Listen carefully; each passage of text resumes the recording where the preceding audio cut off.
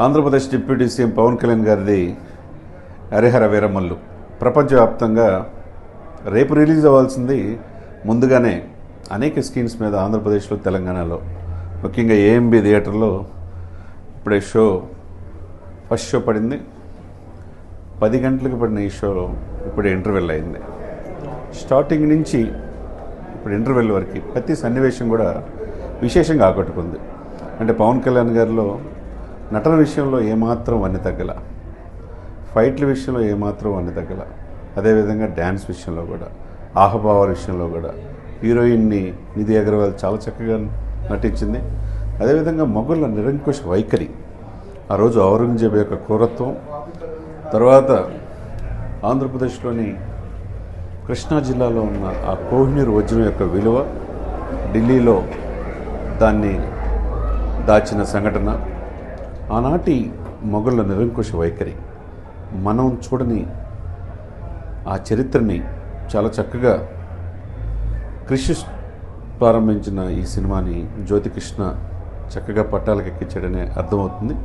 ఏదైనా కానీ మొట్టమొదటిసారిగా సినిమాలకి, రాజకీయాల నుంచి వచ్చిన తర్వాత సినిమాలకి దూరం అయ్యే ఆ పరిస్థితి నుంచి ఈ రోజున ఫస్ట్ హాఫ్ అంతా చూస్తే కనుక ఎక్కడ విసుగు అనేది కనిపించలేదు.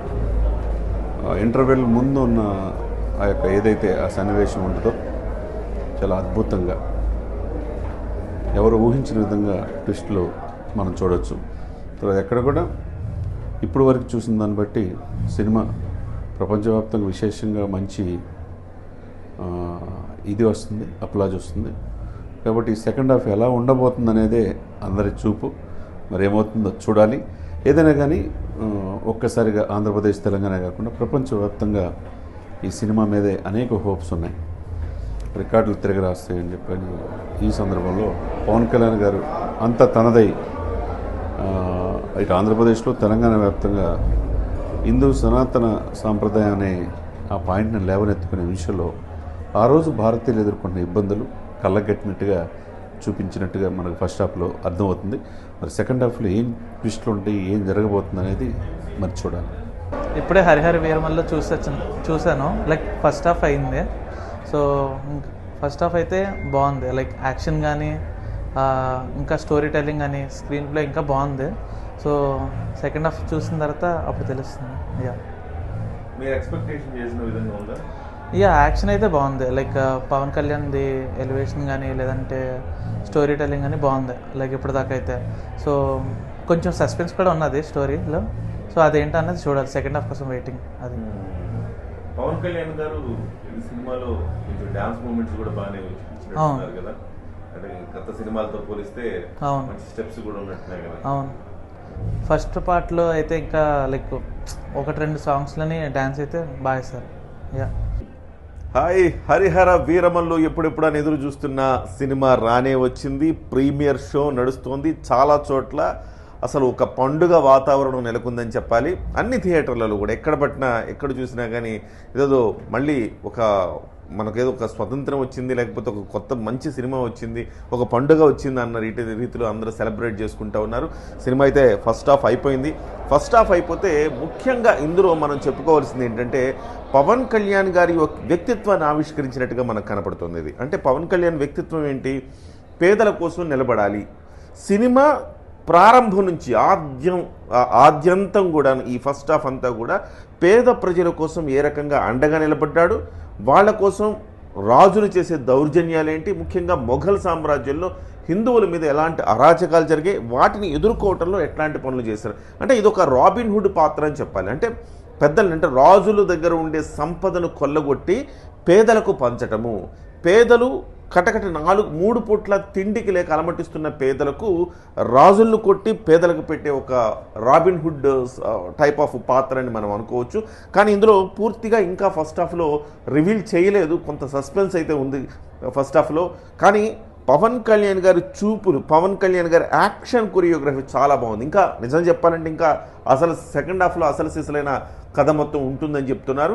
కానీ ఫస్ట్ హాఫ్లో ఏదైతే పోరాట సన్నివేశాలు ఉన్నాయో పవన్ కళ్యాణ్ గారు వాటిలో ఆయన కళ్ళ అంటే ఎస్పెషల్లీ ఆయన కళ్ళను క్లోజప్లో చూపిస్తే చివరికి ఒక బెబ్బులి కూడా భయపడే రీతిలో అంత చురుకైన కళ్ళు. మామూలుగానే మెగా ఫ్యామిలీలో కళ్ళు చాలా స్పెషల్ అట్రాక్షన్ అని చెప్పాలి.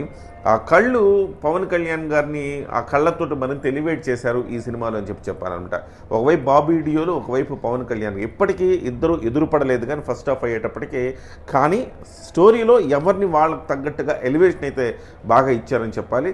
ఎస్పెషల్లీ నిధి అగర్వాల్ చాలా అందంగా కనిపించింది ఫస్ట్ హాఫ్ అంతా కూడా. బట్ ఒక సస్పెన్స్ ట్విస్ట్ అయితే ఇంటర్వెల్లో ఇచ్చారు. మరి ఆ సెకండ్ హాఫ్లో మనకి కొంచెం క్యూరియాసిటీ అయితే కలుగుతుందని చెప్పాలి. సో పాటలు చాలా బాగున్నాయి. అదే సమయంలో పవన్ కళ్యాణ్ గారు కాళ్ళు కదిపారు ఈసారి గట్టిగా అని చెప్పాలి. అంటే పవన్ కళ్యాణ్ గారు ఈ మధ్యకాలంలో స్టెప్స్ వేయడం మానేశారనమాట. కానీ ఈ సినిమాలో మాత్రం చక్కగా స్మూత్గా సింపుల్గా చక్కటి స్టెప్స్ ఆయన నుంచి వచ్చినాయని చెప్పాలి. ఏదేమైనా కానీ ఫస్ట్ హాఫ్ అనుకున్నట్టుగానే చాలా ఆద్యంతం ఆసక్తికరంగా స్టోరీ సాగింది. సెకండ్ హాఫ్లో మరింత మెరుపులు ఉండొచ్చు అని చెప్తున్నారు. ఇది స్పాట్ రివ్యూ మాత్రమే. మొత్తం డీటెయిల్డ్ రివ్యూ మళ్ళీ సినిమా అయిపోయాక ఇస్తాం. అంతవరకు వేచి ఉండండి. చందు గారు, మీరు అనుకున్న రీతిలో సినిమా ఉందా? ఫస్ట్ హాఫ్ అసలు ఎవరు ఊహించిన విధంగా, అంటే స్టార్టింగ్ నుంచి చాలా రోజులు పవన్ కళ్యాణ్ గారి సినిమాకు దూరం అయ్యారు. ఎలా నటిస్తాడు, భావాలేంటి, డ్యాన్స్ ఏంటి, ఇవన్నీ కూడా ఎలా మెప్పిస్తారని చెప్పి అందరూ అనుకున్నారు. కానీ ఒకవైపు రాజకీయాల్లో 2 సంవత్సరాల నుంచి తీవ్రంగా ఎన్ననగా వాళ్ళక ఇదవుతా మనిషి ఇదైపోయి ఆ సమయంలో కూడా ఆరోగ్యం కూడా ఇబ్బంది పడినా ఈ సినిమాలో ఎక్కడ కూడా అది కనపడలా ఆయన ఫేస్లో. ఒక సెటిల్ పెర్ఫార్మెన్స్. మన రామ్ చరణ్ మన మగధీరలో, మన తర్వాత త్రిపులార్లో చూసిన తర్వాత ప్రపంచవ్యాప్తంగా ఎలా అయితే ప్రసిద్ధి చెందిందో అదే సెటిల్ పెర్ఫార్మెన్స్ పర్ఫెక్ట్గా పవన్ కళ్యాణ్ గారి కళల్లో కనపడేది. అక్కడ నిధి అగర్వాల్ హీరోయిన్ విషయంలో కావచ్చు, వాళ్ళిద్దరు కెమిస్ట్రీ విషయంలో కావచ్చు, తర్వాత పేదవాళ్ళ కోసం ఆయన పరితపించే ఒక సైనికుడి పాత్రలో డైలాగులు కూడా సినిమాకి తగ్గట్టు. ఆయన రాజకీయాల్లో వచ్చిన తర్వాత ఆయన్ని నేను ఎవరైతే నన్ను రాదనుకున్నారు, నేను రాకూడదు అనుకున్నారు, కానీ నా కోసం చాలామంది దేవుళ్ళు మొక్కున్నారు, విరమలు మాట వినాలి అని చెప్పే డైలాగ్ విశేషంగా ఆకట్టుకుని, అంటే కామన్ మ్యాన్కి రీచ్ అయ్యేటట్టుగా ఈ సినిమాలో ఈ ఫస్ట్ హాఫ్లో ఆయన్ని దర్శకుడు చాలా చక్కగా తీర్చిదిద్దాడని అనుకోవాలి.